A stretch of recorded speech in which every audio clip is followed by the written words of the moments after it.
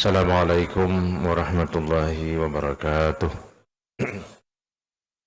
Bismillahirrahmanirrahim. Alhamdulillahi rabbil alamin. Assalatu wassalamu ala asyrafil anbiya'i wal mursalin, nabiyyika wa rasulika wa habibika Muhammadin wa ala alihi wa ashabihi ajma'in. Rabbi syrah li sadri wa yassir li amri wahlul 'uqdatam min lisani yafqahu qawli, amma ba'du. Bapak-bapak dan ibu-ibu jamaah sholat subuh Masjid Rahim Jalan Sultan Adam yang dimuliakan Allah. Alhamdulillah pada subuh hari ini kita sehat-sehat, dan seperti yang kita rencanakan, subuh ini kembali dilaksanakan pengajian. Kita mulai dengan ayat 78 surah ke-23 ya, surah Al-Mu'minun. Seperti kita ketahui, surah Al-Mu'minun ini adalah surah yang relatif panjang ya. Dia termasuk surah-surah yang turun sebelum Nabi hijrah atau surah Makkiyah, karena isinya lebih banyak terkait dengan pembangunan di bidang akidah atau keyakinan. Namanya saja Al-Mu'minun, ya, orang-orang yang beriman. Jadi tidak banyak berbicara tentang hukum-hukum atau teknis-teknis beragama, tapi yang banyak itu adalah simpul-simpul atau teori-teori atau kaidah-kaidah yang terkait dengan keimanan. Nah, misalnya juga di ayat 78 ini Allah menyebutkan wa huwal a'udzubillahi minasyaitonirrajim wa huwallazi ansha'a lakumus sam'a wal absara wal af'idah qalilam ma tashkurun. Dan dialah Allah yang telah menciptakan bagi kamu pendengaran dan penglihatan-penglihatan serta aneka hati, namun amat sedikit kamu bersyukur. Ini Allah menjelaskan tentang instrumen atau alat yang bisa kita gunakan untuk membangun keimanan kita. Yang pertama adalah pendengaran, yang kedua penglihatan-penglihatan, yang ketiga aneka hati. Menarik di sini para mufassir mengomentari bahwa ketika Allah menyebut pendengaran itu bentuknya tunggal. As-sam'a ya, sam'a itu kartu pendengaran. Tapi ketika Allah menyebut basar diungkapkan dengan kata absar, penglihatan-penglihatan, mata-mata. Ya, mata yang banyak. Begitu juga ketika Allah menyebut hati, disebut dengan afidah. Afidah jamak dari fuad. Fuad artinya hati, afidah bermacam-macam hati. Nah, ini menunjukkan bahwa potensi kita sangat banyak yang bisa dimanfaatkan. Alat maksudnya, alat-alat yang diberikan oleh Allah kepada kita sangat banyak, terutama terkait dengan penglihatan. Nah, jadi penglihatan ini yang yang zahir ini saja, yang dengan mata fisik ini saja banyak. Orang kalau melihat kebakaran itu macam-macam kesimpulannya. Ini karena kemarau. Oh, ini karena para petani hendak berhuma. Ya. Kalau di kampung kan biasa kebakaran nih. Kebakaran ya. Tapi ada juga kebakaran maksudnya. Mana aja rumahnya, rumah kebakaran ya. Dikira kebakaran, rumah kakaknya si bakaran ya. Jadi macam-macam perspektif namanya. Ya. Jadi perspektifnya macam-macam. Dalam cara pengelolaan lahan tradisional, membakar itu biasa, karena itu yang paling efektif untuk menghilangkan rumput dan hama berbahaya di suatu lahan. Tapi ini ulun kada menyuruh membakar adalah, tapi maksud ulun perspektif melihat sesuatu itu macam-macam. Sama aja yang terjadi di Rempang ini kan. Kata Pak Mahfud, ini bukan penggusuran, tapi pengosongan. Nah, ini kan perspektif namanya. Ya, jadi macam-macam perspektifnya. Ya, kata mereka, ini kan kampung tua, ngarannya aja kampung tua. Nah, jangan macam-macam. Lalu orang tua ini bisa abut, kena orang tua abut. Jadi itulah namanya absar. Nah, tapi Allah memberikan kepada kita absar itu termasuk nanti adalah penglihatan melalui mata batin. Nah, jadi kita ini memiliki mata batin namanya. Jadi perspektif yang bermacam-macam dari penglihatan lahir itu dapat diperbaiki, bahkan disimpulkan melalui mata batin, melalui mata hati. Nah, ini tidak semua orang bisa menggunakan ini. Tapi secara sederhana, kalau mata fisik itu mungkin terlalu kuantitatif biasanya. Jadi kalau kita melihat kebakaran, berapa kerugian dari kebakaran ini, berapa luas kebakaran, berapa asap, berapa pesawat yang terlambat take off gara-gara asap. Jadi kuantitatif. Jadi kalau mata kita ini kuantitatif, berapa ini apa namanya ini? Berapa cangkir teh? Nah, ini kan kuantitatif. Kira-kira suhunya ini berapa derajat ini?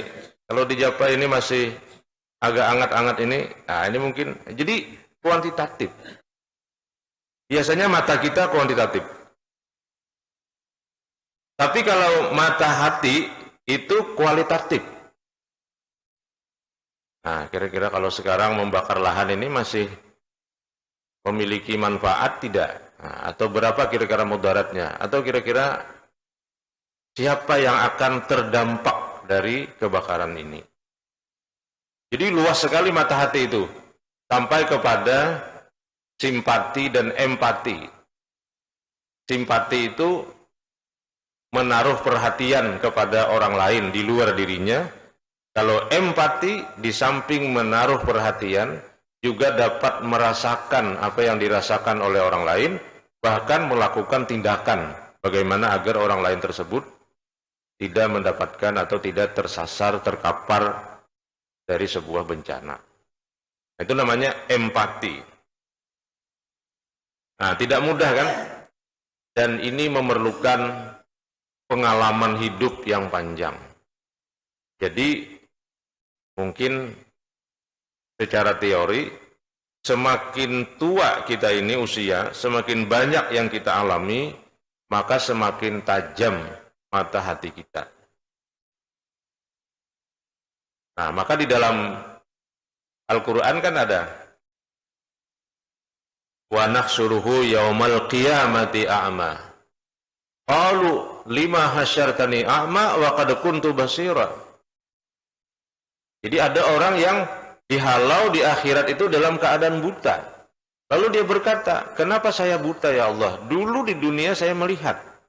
Nah, kata Tuhan, kazalika atatka ayatuna panasitaha. Ya dulu kan ketika di dunia telah datang kepadamu ayat-ayat kami, tapi engkau buta. Nah, buta di situ adalah buta hati, bukan buta mata fisik.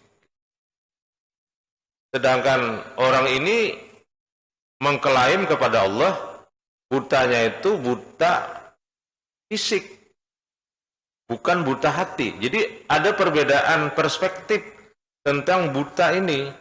Bagi Tuhan buta itu buta hati, tapi bagi manusia bisa jadi buta itu hanya buta mata fisik. Seperti dialog antara orang tadi dengan Tuhan pada saat di akhirat, dia dalam keadaan buta, tidak melihat. Wa adallu sabila, dan kalau sudah buta di akhirat maka adallu sabila. Itu adalah jalan yang paling gelap dan sangat menyesatkan. Kenapa? Karena tidak ada lagi orang yang bisa membantu. Tapi kalau di dunia orang buta fisik itu masih banyak bantuan. Bahkan diciptakan teknologi, orang buta itu dia membawa ransel kecil di dadanya.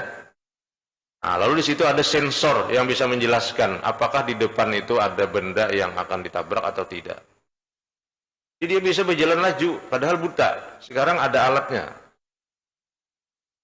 Meniru teknologi kelelawar. Kelelawar itu kan malam berjalanan padat, pada pernah menabrak pohon.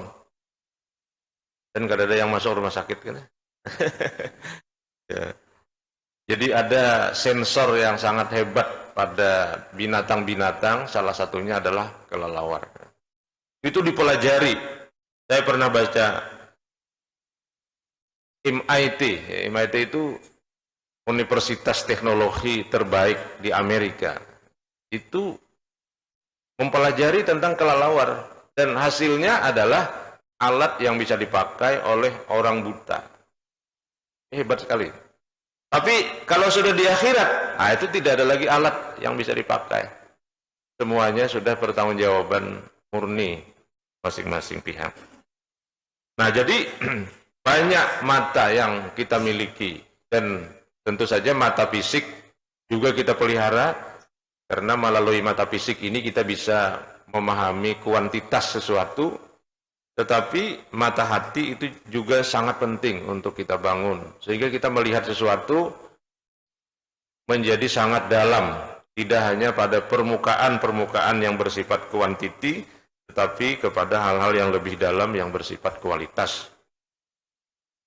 Nah, jadi sama saja misalnya kita di jalan raya. Nah, jalan raya kita di Indonesia ini kan termasuk padat. Ya. Padatnya itu karena banyak kendaraan roda 2. Karena memang kita, ya entah kenapa itu. Kalau di negara-negara maju kan kendaraan roda 2 ini kan tapi ada.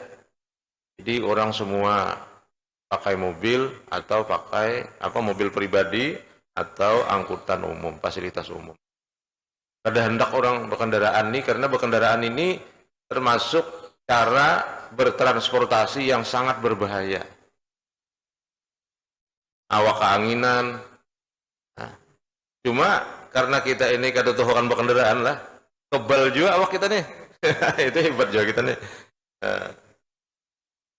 Cuma mungkin orang yang tidak sering berkendaraan, kalau berkendaraan itu bisa flu macam-macam. Tapi kita nang rajin berkendaraan ini kada apa-apa. Ini rupanya ada juga anunya, hikmahnya.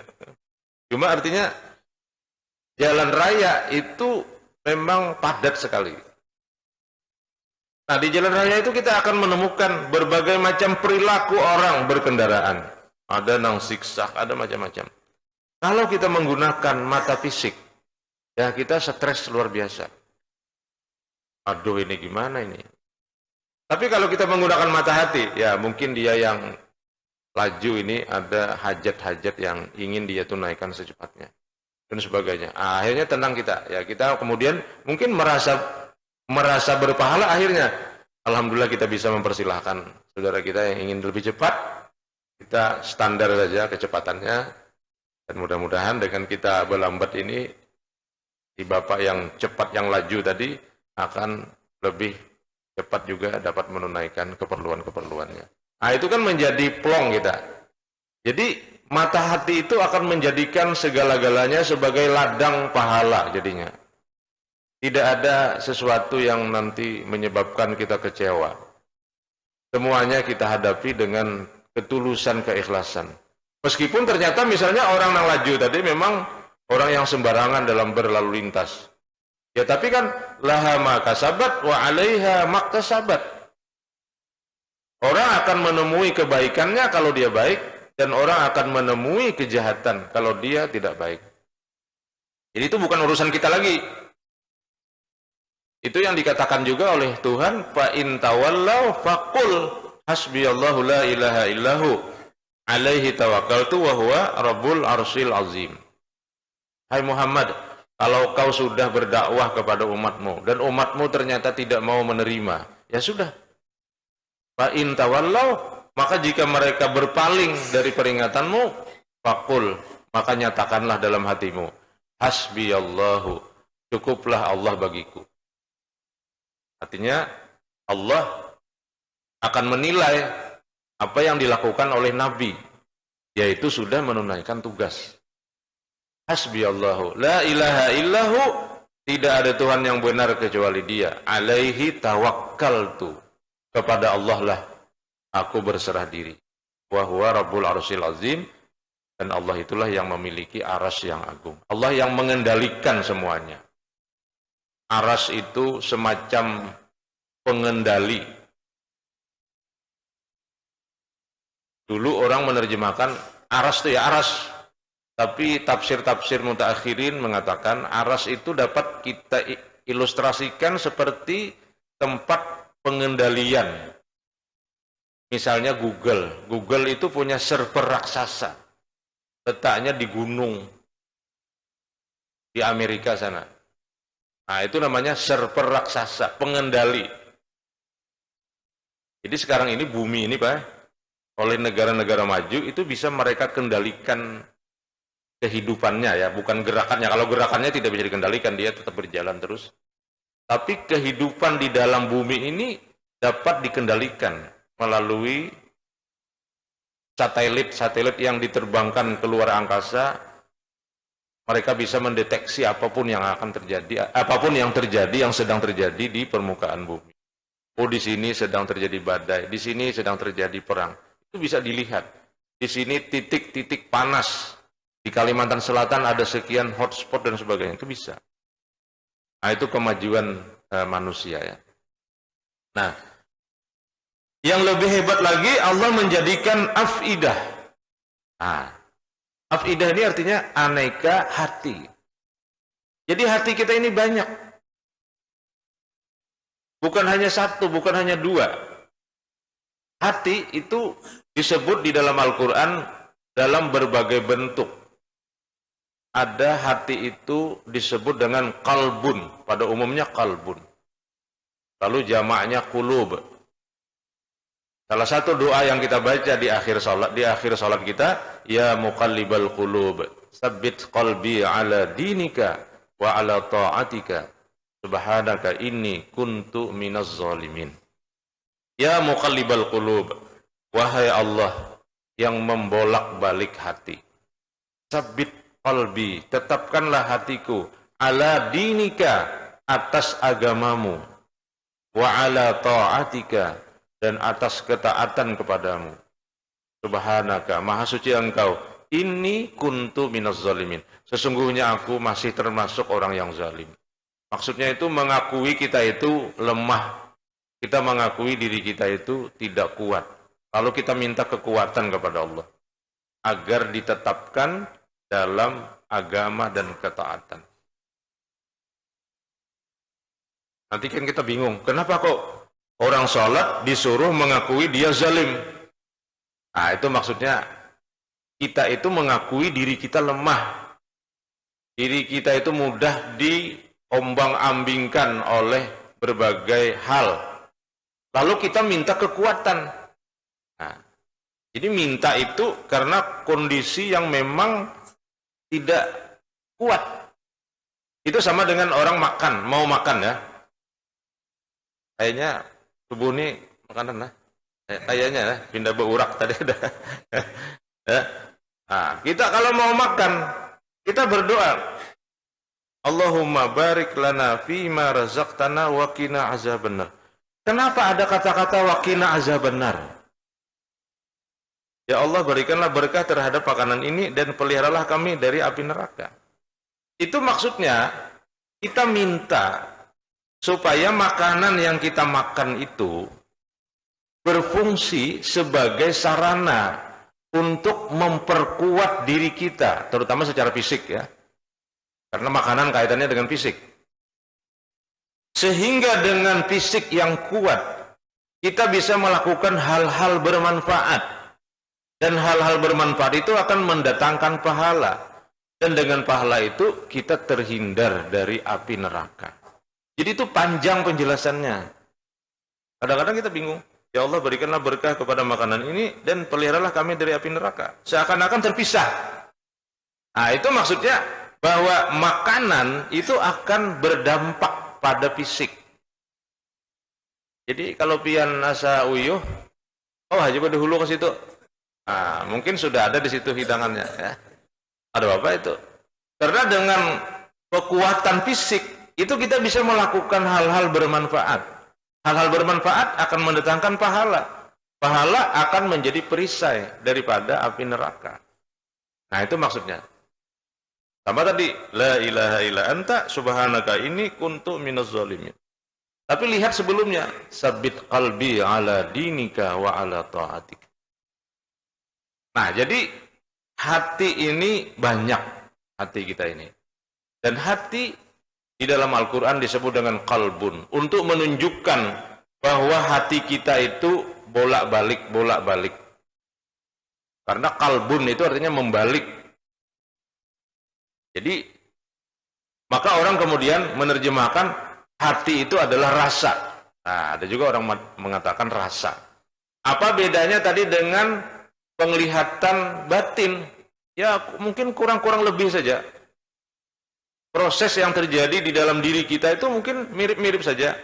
Ini suara hati, ini penglihatan hati. Ini rasa yang paling dalam. Namanya pertama adalah qalbun. Qalbun artinya membalik. Kenapa membalik? Kenapa disebut membalik? Karena tadi berbulak-balik. Nah, tapi lain lagi yang mahancol dapat sapat berbalik-balik, lain lagi itu. Dapatnya dua ikung aja, nah balik-balik. Tidin mahancol aja. Dapat sapat berbalik-balik. Majar, banyak benar sebalik kan sapat. Kalinya dua ikung aja. Nah, tapi ini balik-balik. Jadi hati itu bolak-balik. Seperti tidak ada ketetapan hati kita itu, sepertinya.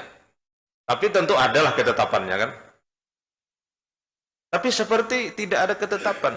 Kita memiliki dinamika atau perasaan yang sangat dinamis.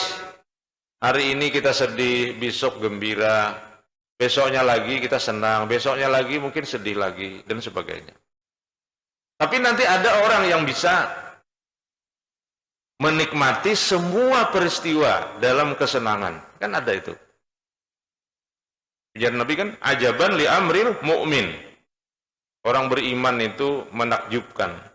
Apabila dia ditimpa yang baik, dia bersyukur. Kalau yang tidak baik, dia bersabar. Nah, ini orang yang sudah mampu istiqamah dalam menanggapi dinamika kehidupan. Garing, biasa garing kan? Ya, ini Tuhan ingin memberikan rasa kenikmatan sehat, lalu dikasihnya garing. Lapar, nah ini Allah ingin memberikan kenikmatan, enaknya makan. Konon kabarnya Abu Nawas itu kalau habis makan menangis. Biar aja manjulah. Nah, kenapa? Karena pacak lapar kan. Nah, tapi kalau pada waktu lapar, sidin kureng-kureng aja. Karena kena kada lawas berbuka warung di muka kita nih. Nah, jadi tak balik-balik hidup ini kan.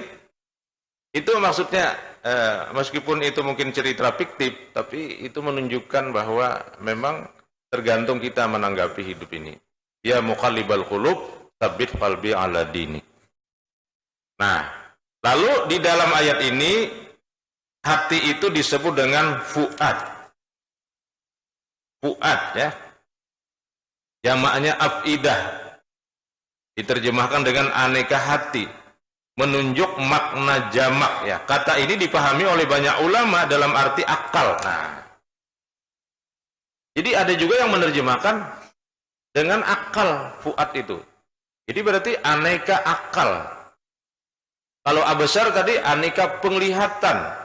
Sampai penglihatan itu penglihatan yang paling dalam itu penglihatan melalui hati, rasa hati. Seperti misalnya kasih sayang. Kasih sayang itu adalah pekerjaan hati. Maha kasihannya jar. Nah, melihat, nah, apalagi sekarang ini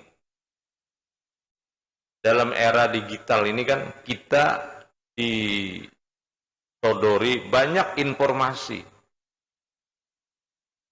Ada orang yang kadang-kadang membuka HP menangis. Kenapa, Cil? Masa di benar jar. Dalam hati ulun, amun bujur kisahnya itu juga.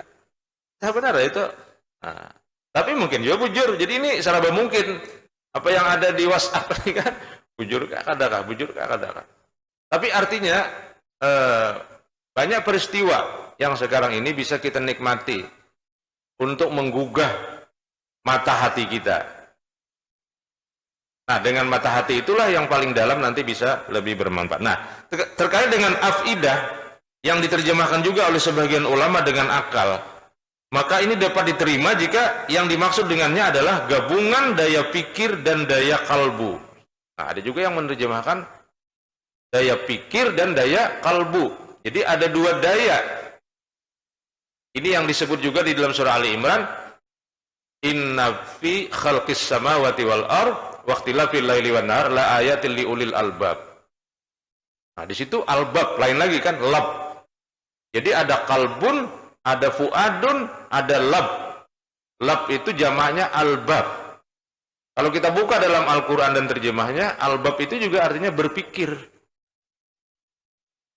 Jadi banyak hal-hal yang masih misteri Bapak Ibu sekalian. Al-Quran hanya menjelaskan katanya saja. Kalbun, fuadun, labbun. Lab jamaknya albab, fuad jamaknya afidah, kalbun jamaknya qulub. Basirah jamaknya absar. Tapi as-sam'a tidak ada kata jamaknya di dalam Al-Quran. Jadi ini menunjukkan bahwa pendengaran ini rupanya satu saja. Tapi yang lainnya itu bermacam-macam. Siapa itu ulul albab di dalam surah Ali Imran? Yaitu allazina yazkurunallaha qiyaman wa qu'udan wa yatafakkaruna wa ala junubihim wa yatafakkaruna fi khalqis samawati wal ard. Orang yang mengingat Allah lalu dia bertafakkur. Jadi berzikir dan berpikir. Berzikir, berpikir, berzikir, berpikir. Berzikir itu adalah pekerjaan kalbu, berpikir adalah pekerjaan akal. Nah, ada yang mengatakan afidah itu adalah sinergi antara pikiran dan perasaan. Tapi apapun terjemahnya, bahwa kita memang dilengkapi oleh Allah dengan alat yang dapat merasa dan berpikir. Dan itulah yang harus kita maksimalkan. Jadi hidup ini tidak cukup berpikir kuantitatif secara zahir saja, tapi kita mesti juga berpikir secara kualitatif. Nah, di dalam ayat Ali Imran itu dikatakan wa yatafakkaruna fi khalqis samawati wal ardi rabbana ma khalaqta hadza batila subhanaka faqina azabannar. Nah, mungkin ini kesimpulannya. Rabbana ma khalaqta hadza batila. Ya Allah, tidak kau ciptakan ini dengan sia-sia. Jadi artinya orang yang mampu mengambil makna di balik yang nyata. Namanya metafisik. Metafisik itu sesuatu yang berada di belakang yang nyata. Nah, jadi kita mesti belajar bagaimana melihat sesuatu itu sebagai dua. Satu yang nampak, satu yang tidak nampak.